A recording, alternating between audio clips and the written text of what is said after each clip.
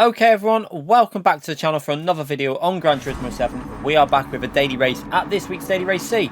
We're at Interlagos in Group 4 and we have Mike the player in front of us. A player that I've never really had too much of an issue with. I have seen him do some pretty nasty things to other streamers and issues with other drivers in the game.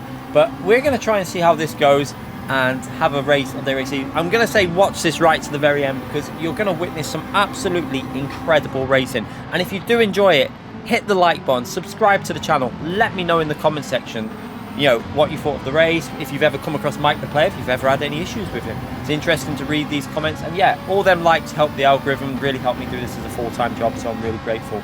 So let's follow Mike the player now in P12. There, he's in P12, we're in P13, we're in the McLaren, he's in the Ferrari, so we'll have a little bit better top speed, he'll have a little bit better acceleration out of some of the corners. Now, if I remember, this was after quite a long stream on Monday, so our pace was starting to slow down a little bit at this stage of night, but just wait to the end. I have to keep saying it. It's an absolutely amazing race. And straight away we see there, Mike the player, he goes to the left, then just double defends in the right. It's something that I've seen him do quite a few times. I've never really come across him too much because when we're in races, normally we either start at the front or we'll do some sort of strategy to get ahead, but we started right behind him in this one. So I have heard about other streamers having massive issues with this person, and yeah, we're going to have a little bit of an issue with him in this race. It's nothing too drastic, but what I'm going to do is highlight how when you're racing someone clean and the move we go to, you see a big difference in the behaviour of the car. So just watch as we come through here now. We're going to get a run on this straight. So coming out of the final corner, we're going to get a really nice exit onto power. It's not a perfect exit, but we use all the curb, and you can instantly see we're starting to gain on Mike, the player in front of us. So he's in P12, we're in 13th. And we're going to get that slip, and he's got a bit of slipstream to the car in front. Very similar situation as what you're going to see as an example in a minute. So we're going to go now into 7th gear, and you get a massive boost in 7th gear. So we're going to fake it to the right. You can see now, at this point, he's there. But watch his inputs as I slow this down. He starts going to the right-hand side. As I go left, he goes right, look. So he starts turning right now. You can see him going to the right side. And then he sees me go to the left and then just tries to push us into the wall. And it's something that I've noticed that he does quite a lot. And yeah, I was kind of annoyed at that. I was really frustrated because it was pretty clear what his intentions were there. And the double defending, you could clearly see it. We had that inside line, pushed us into the wall. And yeah, not the nicest thing. But we're going to then follow him on the slipstream here. He's going to go to the left and go really defensive. And then he kind of messes up the apex. And then we actually give him a little nudge because he hits the curb a bit too hard there. We give him a little nudge there and it unsettles him and we actually get through. Now, normally I would let someone back through after nudging him off like that. But in this situation, I thought, do you know what? I'm going to carry on because you've just rammed me into the wall. So we're going to carry on and just get past him because I don't really want to have any sort of incidents with him. But what we're going to do now is we're actually going to show you what happened with a cleaner driver. So now we have an almost exact replica situation. You can see I'm getting the slipstream, this time from Tijani. He's in the McLaren as well this time. Now exactly the same, Tijani holds that line, we go to right, we fake it, and then back up the left, and you can see that Tijani just leaves a car's width because he knows that he's made that initial movement and he's then not going to just cut us across. So yeah, that's the difference between racing someone clean and someone dirty or a little bit more aggressive, we should say, and a bit more dodgy with their defense, like Mike the player. So yeah, maybe he needs to learn a little bit about how to defend. Once you've made that initial movement, you can't then just double back on yourself and cut across someone's line. But we're away in this race now, we're pulling away from him, and thankfully that is the last we'll have to do with Mike the player because we're about to witness some absolutely opposite racing later on in this race with another driver. Like, it's some of the best I've ever had on Gran Turismo, so I'm excited for you lot to watch it. It's absolutely brilliant. So now we're going to catch up to P8. We can see a lot of people have gone into the pits, so now it's just a case of keeping the lap times going and just trying not to get a penalty, although we nearly pick up a penalty there, running a little bit wide. We're going to fast forward the action as we're catching these up on lap 4 now. We're getting very, very close, and you can see we're right up behind. They're starting to battle a lot in front of us, so they're fighting quite a bit. That should give us an opportunity to get nice and close, maybe for an overtake, or maybe we'll go in the pits early. It's one of them. You can pit from lap 4 all the way up to lap 6, really, for optimal strategy. Any of them will work quite well if you get it right. So at the moment, we're going to go into the braking zone. We can't really go for a move there. We're going to go wide and try and get a better exit off this corner, just to see if we can get a run and maybe go for a move up the inside into the final braking zone here before the long straight. But you can see too far behind there, so we're not going to send it from this position. Just try and get ourselves a reasonable exit using the curb on the exit, and now powering our way up the hill and see if we can go for a move into turn 1 possibly. Let's see what happens as we go for that short shifting. If you aren't aware, the McLaren is better to be shifted around 50-60% because it's faster like that. But you can see what I decided to do is, instead of battling with them, I go for that early pit stop on lap 4 because it's a better option to do. Get ourselves in the pits, give ourselves some clean air, and hopefully just get an undercut on them. And then we've got fresh tyres on, which tyres should still be pretty good towards the end. Now, you might have noticed on lap 3, I think it was, that Elias went in the pits. So you can see just up ahead of us there in P13, ahead of Andy, is Elias. Now, he was ahead of us when he pitted, and he pitted lap 3 and changed his tyres. So he's got 1 lap older tyres than me, so we've got 1 lap fresher, but he is ahead at the moment. And you're going to witness some absolutely amazing battling when we get up behind Elias. But for now, we've got to try and get our way up to Andy and get past Andy in the Ferrari. I think he's also in the Ferrari there in front of us. So skipping ahead to lap 6, we can see more people going into the pits.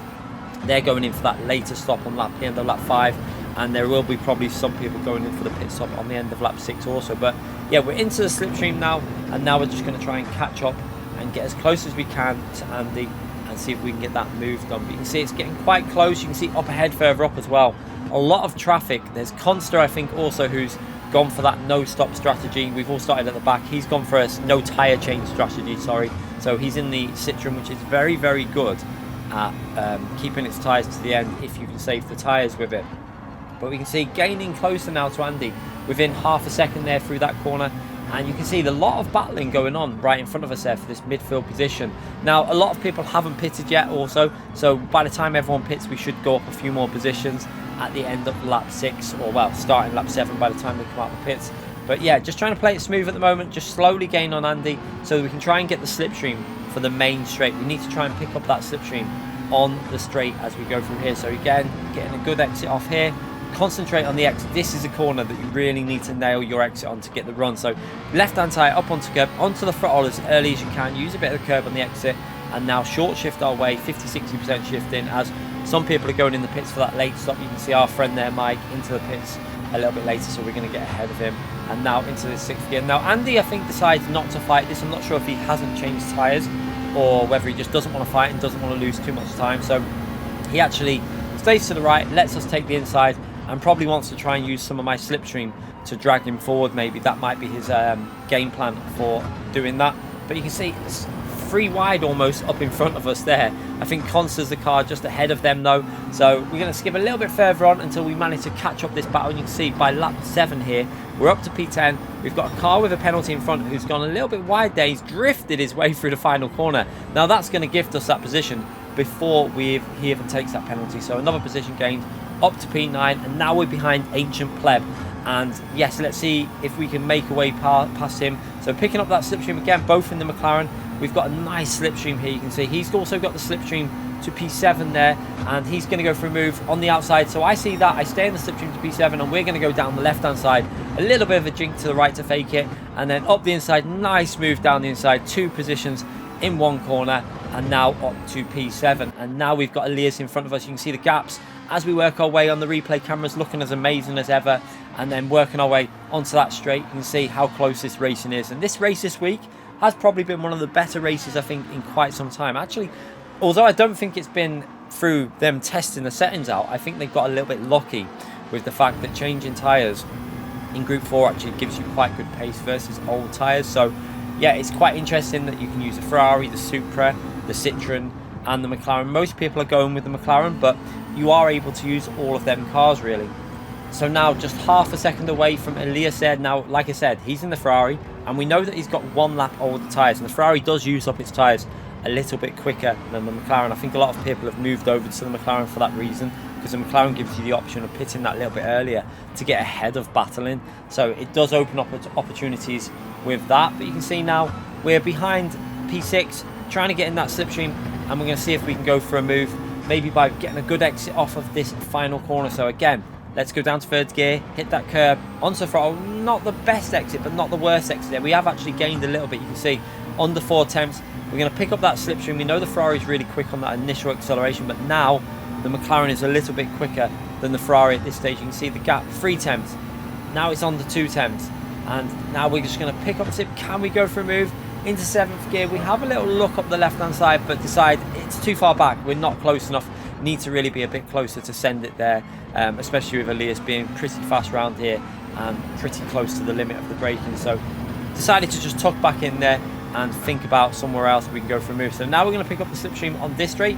Is it possible to go for a move on the straight here? Again, I'm probably going to be too far back. We have a little look again just to make him aware that we're there, but we're not going to send it. We're definitely too far back. So again, just tuck him back behind him. But he goes a little bit wide there and actually causes himself to have a poor exit. This is going to give me a nice run now in the McLaren. So you can see he's going to go defensive to the right. We're going to go to the left-hand side, and we're going to brake as late as we can and try and hang it all the way around the outside. And now what you're about to witness is some absolutely incredible racing on Gran Turismo. And when people say you can't have good racing on Gran Turismo, show them this clip, because this is unreal. Side by side, still side by side. We're both still side by side all the way through these corners. And again, we're going to work our way up into the next right-hand corner. And again, we are still side by side. Space being given. Absolutely brilliant racing again. As we go through this left-hand corner, we are still side by side. Absolutely insane stuff. He's still got that outside line. We're going to brake as late as we can. We're on an awkward line for the corner, so we end up taking a bit too much curb, which is going to mean we don't get the best exit that we can get there. And now he's going to have the run on the straight. This is absolutely brilliant racing on Gran Turismo. You can see he's picking up that slip. Will he go for the move into turn 1? We're going to go defensive and stay to the left-hand side. He's going to go around the outside now, and we should have a better 7th gear. So it's going to be interesting now. We've just got to make sure we don't brake too late into the braking zone. You can see now I brake a little bit too early, too cautiously, and that's going to give the Ferrari the opportunity to keep the car on the right hand side. So again, we're going side by side. I run a little bit wide, still side by side. I missed the gear shift there. I ran too long with the 4th gear here. Look, I revved it out way too much, and now that's going to give the ability for the Ferrari to come back at us on the straight, because they revved way too much and we've lost a lot of that power. But we still have the inside line. We're going to brake as late as we can, but we brake a little bit too late. He sees that coming, goes underneath us. A brilliant switcheroo there by Elias, and now we're back to P6. But what incredible racing, and it is not over yet, chat. This is absolutely why I know people say, yeah, Gran Turismo is just full of dirty drivers. Yes, you do get drivers like Mike the player in there, but you also have a lot of clean drivers that you can battle with like this. And this is when I love racing people like this. They give you the space, they race it how you should, and it's absolutely brilliant when it's like this. So yeah, I love this game when it's like this. Probably one of the best out there in terms of sim racing when the racing's like this. So now, can we get ourselves up into that P5 position? Frustratingly though, we were catching up constantly. You can see he hasn't changed his tyres, so that means we were catching him up. But all this battling that we've had there has stopped us really having an opportunity to get close enough to him. So we're going to have to settle for the top 5 battle. Can we get a run on this straight now and go for a move into turn 1? So a bit of role reversal this time. We're the car behind, we're picking up that slipstream, and we're going to go for the move into turn 1. Let's see what happens as we pick that slip up into 6th gear. Going to go into 7th gear about 141, 142, something like that. You can see early shift actually. We went really early into that 7th gear to try and get that momentum with the slip. Now we're on the right hand side. We're going to brake as late as we can and try and do the exact same thing he did to us. Roll reversal and hang it round and hold the inside here. You can see both of us again side by side through that corner. Again, he's now got the inside line. We've got the outside.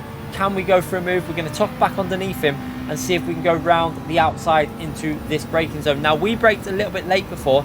Will he make the same mistake? So I brake early this time. Try and give ourselves a really wide line into the corner. He goes a little bit deep. He's going to go a little bit onto the curb, and then we're going to do the switcheroo and literally everything roll reverse. Brilliant stuff there. Absolutely amazing racing. And we finally got ourselves into that P5. Now, if you did enjoy that racing, make sure you give this video a thumbs up, because that was absolutely brilliant. Subscribe to the channel, and yeah, you'll see more racing like this in live streams as well. So now you can see the gap to Corsair is just a bit too big there. 2.2 seconds, 2.3 seconds. Unfortunately, there's not much we can do about that gap. We're not going to be able to catch him up, especially now. Even our tyres have started to fade a bit because we pitted lap 4.